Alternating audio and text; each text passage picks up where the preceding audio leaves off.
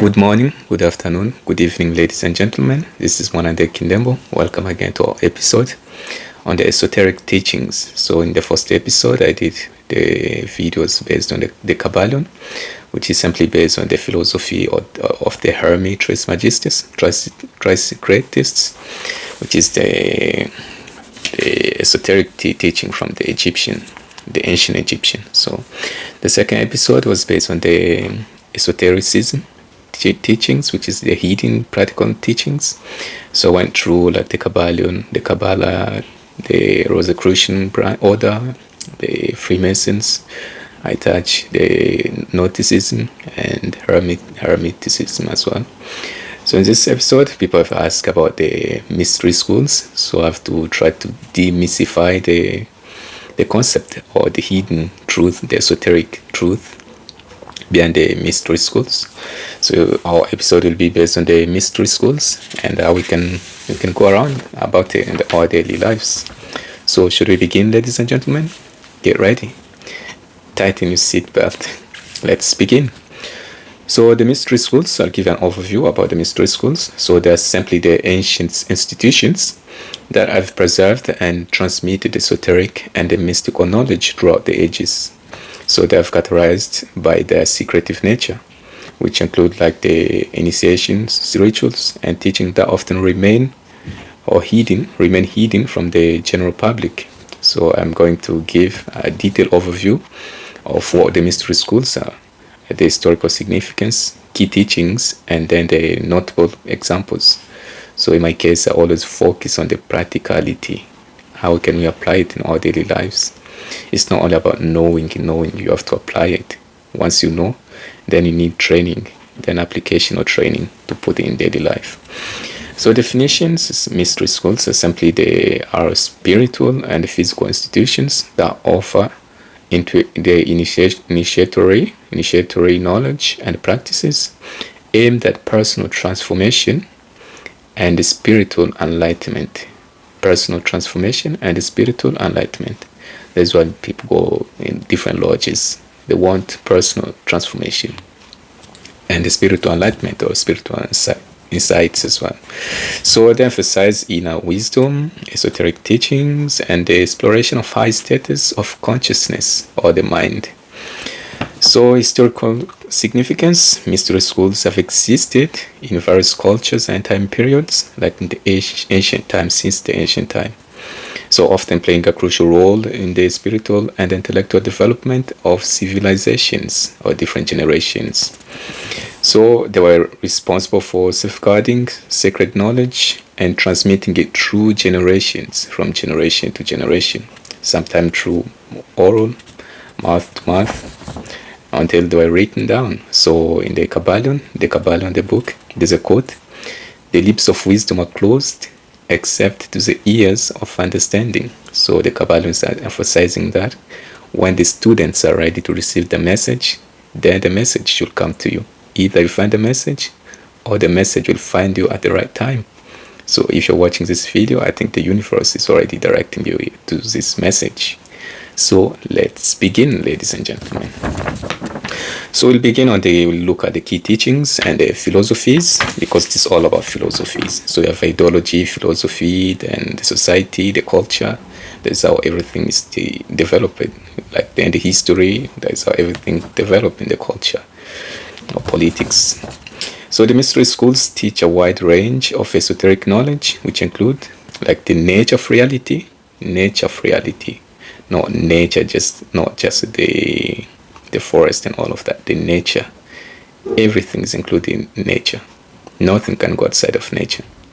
So even the universe, the stars and the planets, all of them inside the nature. So when we talk about the nature of realities, everything, universal truth. So understanding the underlying principles of existence and the cosmos or universe. So in the spiritual enlightenment, it's like attaining higher states of consciousness and the union with the divine or God or the cosmic consciousness or the unity, the infinite one, the absolute, which is God. So in the personal transformation or transmutation or transcendence, it's like the cultural virtues, wisdom, and the inner strength. That is how it can help you develop That is what the mystical schools are meant to do in the personal transformation. So it cultivates virtues or increase your intelligence, knowledge, then wisdom and the inner strength. So in the sacred rituals, they also perform some rituals as well. You have heard. So participating in ceremonies and rites of passage that mark a spiritual milestone. That's what these mystical schools are meant to do. So I'll go through some notable mystery schools.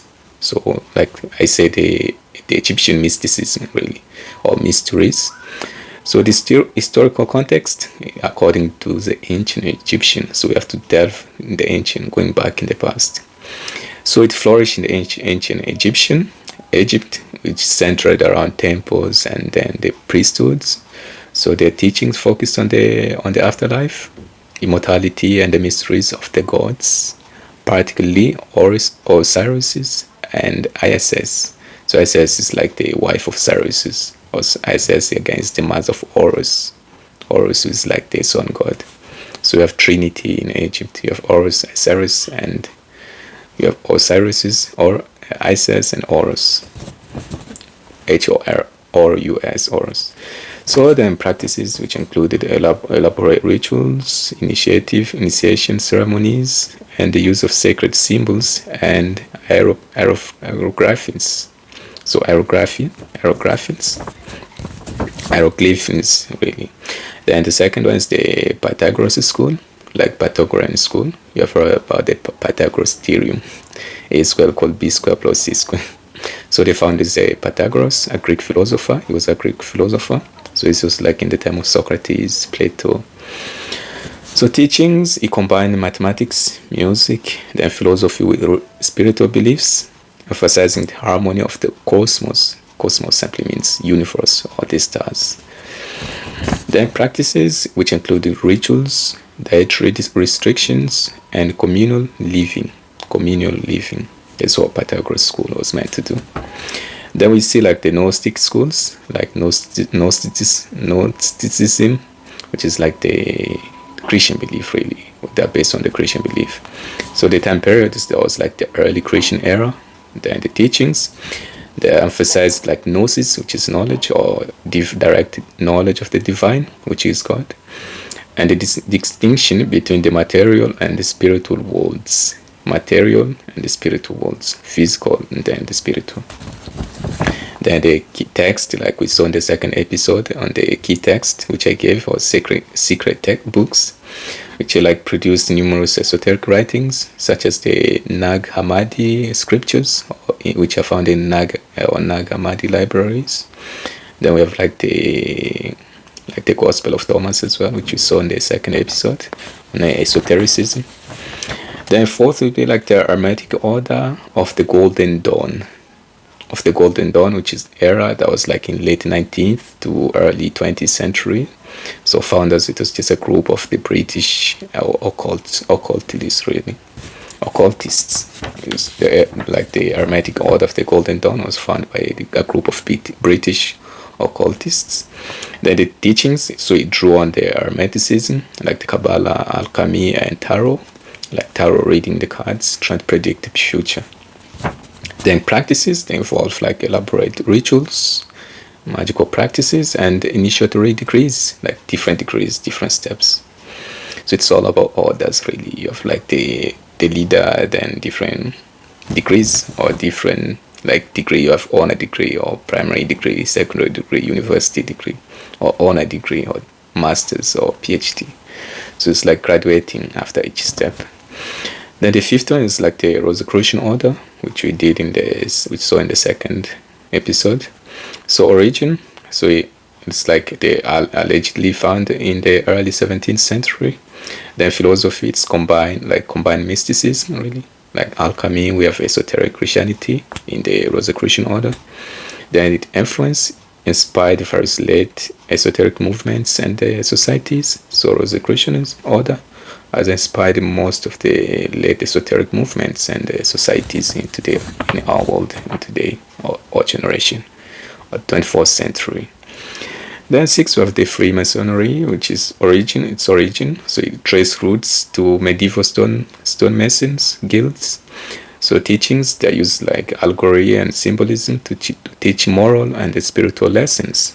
I said that in the second episode. So they use allegory and symbolism to try to teach moral and spiritual lessons. That's what the Freemasons do. Then we have the structure of the Freemasons. So it's organized into lodges. Like we have the Prince Lodge, we have Cis Lodge, America, then England as well. I think originated in Scotland. Then we have different lodges. You have New York in America. So all of those are like organized lodges with a system of degrees and rituals. So you graduate, you step by step. Once you finish the first degree, second degree, third degree, then become master authority 33 degree, authority third degree is like the highest. So 3 plus 3, that is 6, maybe 666.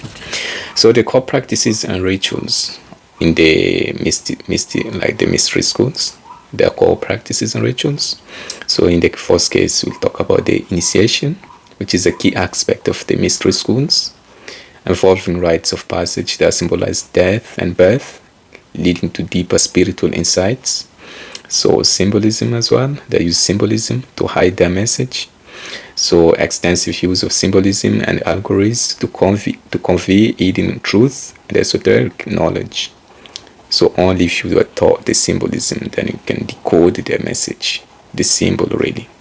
So they use the symbol and allegories just to convey hidden truth and esoteric knowledge, or to hide, or to convey. The meditation and the contemplation, so practices aimed at achieving higher states of consciousness or mind, and inner enlightenment, so trying to awaken the soul or the sparkle, the divine sparkle within. There's the aim of meditation and the contemplation. You're trying to think of like the I am, who I am, where I came from, who I am, where I'm going, or where are we going, what is the purpose of creation. All of those are like contemplation, asking yourself questions, deeper questions about life. There are rituals and ceremonies designed to align individuals with spiritual forces and foster personal transformation or transmutation or transcendence. That's the aim of rituals and ceremonies. So you want to increase or develop your spiritual force and then foster personal transformation. So in our world, like modern relevance, is it still relevant in our world today? Like mystery schools, they're still relevant. So while many ancient mystery schools have faded, their teachings and principles continue to influence contemporary spiritual and esoteric practices in our modern world. So modern spiritual schools and esoteric organizations draw upon these ancient traditions to offer spiritual guidance and the personal development, which means that we still look back in the ancient world. We still learn from our ancestors, and then we apply it in the modern world, modern laws and modern rules. So that's all. The more we change, the more we remain the same. The more we change, the more we remain the same, which means we still borrow from the ancient world already. Then what is the purpose of the mystery schools? Because I can go on and on the whole day, but if there's no purpose, it's useless. We need to give it a purpose. Everything has to be done with a purpose. Why are you doing something? You need to have a purpose. Why are you doing it in the first place? So mystery schools have played a vital role in the spiritual evolution of humanity, and in preserving and transmitting esoteric knowledge across generation. So their teachings on personal transformation, spiritual enlightenment, and the nature of reality remain relevant and inspiring for seekers of wisdom today. So that is all we're looking. That is why we keep looking behind in the past. It's like you cannot do something without the past. We simply all the memories. So we want to look at what our ancestors did, where have we went wrong. Or if something is wrong in our society today, we can say, let's look back in our ancestors, how they lived, how they organized their societies and culture or traditions, trying to go back to the roots. That's the aim. So I have to give some practical applications of mystery schools. teachings. So I always put more emphasis on the practicality side. It's not all about reading. You have to put practice, action, taking action, acting upon the knowledge. So the teachings of mystery schools are rich with wisdom and the practical applications that can enhance various aspects of personal and spiritual life. So I have to give some practical mystery schools teachings. Like the first one, let's look at the personal transformation and self-improvement. How can you transform yourself? How can you improve your life in daily life? So like meditation and mindfulness. So many mystery schools emphasize the importance of meditation and mindfulness practices to attain higher states of consciousness or mind or thinking and inner peace. People are looking for peace. But in the politics side, freedom is much sweeter than peace. But in the spiritualism, really, people are looking for inner peace, peace of mind. So self-reflection and inner work, like teachings often include methods for introspection, helping individuals understand their true nature. You're trying to understand yourself, going back to the root, or trying to find out the sparkle divine inside. Identify personal strengths and weaknesses and foster self-improvement. You have to know your strength, you have to know your weaknesses. Then you can maybe you can convert your weaknesses into strength. Transform yourself, transcend yourself, going above. No one wants to transform strength and weaknesses. We always want to improve on our weaknesses and transform them into strength. So the second one would be like the spiritual growth and enlightenment. Then initiatory practices, like this include rituals and ceremonies designed to awaken spiritual awareness. Then connect with higher realms, like from the physical, mental, and the spiritual. We're on the physical level. We want to connect with the higher realms, the spiritual realm, and experience personal enlightenment. Try to be one with the conscious one, with the absolute, one with the cosmic consciousness.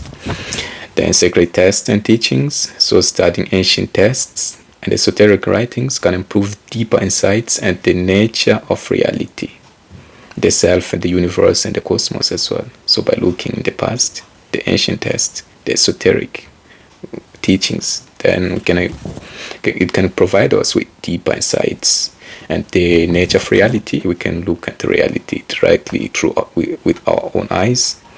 We can know ourselves, the I am, the ego, then know your strengths, weaknesses in the universe and the cosmos.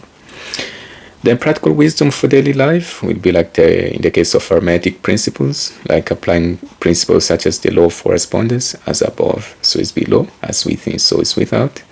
So like the law of vibration, nothing rests, everything vibrates, everything moves. So, and the law of cause and effect, every cause has effect, every effect has a cause. So you already know that in the universe or in the world, nothing happens by chance. Luck does not exist. If you're looking for luck, then you have to create it yourself in the first place.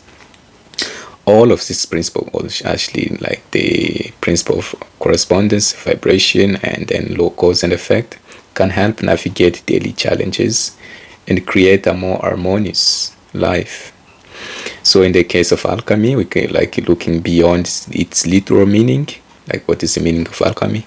So in the case of alchemy, it's like chemistry, taking this and that, trying to get something great, or you're trying to transform the base to golden age, like the philosopher's stone or the elixir of life, trying to achieve immortality. So looking beyond its literal meaning, alchemy teaches the transformation of the self, encouraging individuals to transmute negative traits and emotions into positive ones. So the fourth one will be like enhanced intuition and psychic abilities. That's what we want. Psychic abilities and intuition. So intuition is like imagination, imaginative part, trying to use the imaginative part, not only the logical side. You want to use the intuition, the supra-consciousness, going above the consciousness mind or logical mind. So esoteric practices like techniques such as visualization, astral projection, and working with symbols and archetype can enhance intuition and psychic abilities, which in return can help individuals make better decisions, and understand the deeper truth in life, your life and my life. So tarot and divination as well, like learning and practicing divination methods like tarot reading can provide guidance and insight into personal and spiritual questions. Try to look in the future and what is going to happen, or try to examine your life from A to B or A to Z, trying to understand everything really. Divination, prophesizing. So the fifth, like healing and well-being. So energy work, like practices like Reiki, which is a Japanese energy healing. Reiki, Reiki, chakra balancing, and other forms of energy healing can promote physical, emotional, and spiritual well-being. So in the case of chakra, you have like the root chakra, 7 chakra. They say 1, 2, 3, the fourth one, your heart, fifth one, the truth chakra. You activate it and you become a good speaker, effective communication. Then the sixth one, like the third eye. Then the seventh one is the crown, like 1,000 lotus. So all of those are beneficial. And you can look in the holistic health. So holistic health, like full body treatment, really. The mystery schools teachings often advocate for a holistic approach to health, like you want to have good health, really. So which is emphasizing the connection between mind, the body, and the spirit, which holistic health is like the full body. You want the physical, mental, and the spiritual. Like if you want to become a good doctor, a better doctor, greatest doctor in the world, you cannot just focus on the physical. You have to focus on the mental and the spiritual as well. All the sicknesses are not only on the physical, maybe they're on the spiritual. Yeah. So the sixth one will be like developing higher consciousness and expanded awareness. So we can look into mystical experiences, like engaging in practices that induce mystical experiences, such as certain forms of meditation, breath work, and the ritualistic practices can lead to expanded awareness and higher states of consciousness, like dream work as well, techniques for interpreting and working with dreams to access subconscious wisdom, and gain insights into one's life on the spiritual path. So subconsciousness is like the guessing part, the instinct part, really, instinctive part, guessing. That is the subconsciousness or perception. So 7 will be like the community and the fellowship. This is optional, really, like for people who want to join, like joining esoteric groups if you want. It's like just fellowship, brotherhood, fraternities, like participating in modern mystery schools or esoteric groups can provide a sense of community and support as well, fostering shared learning and growth. This is what most people do. Or if you don't like to be engaging in big groups or larger groups, you can just learn it on your own, reading text, practicing meditation, yoga, and all of that. Like service and contribution, if you join any community or fellowship, you can, like many teachings emphasize the importance of contributing to the greater good, like the environment, greater good, through helping as well, like encouraging acts of services and the philanthropy, like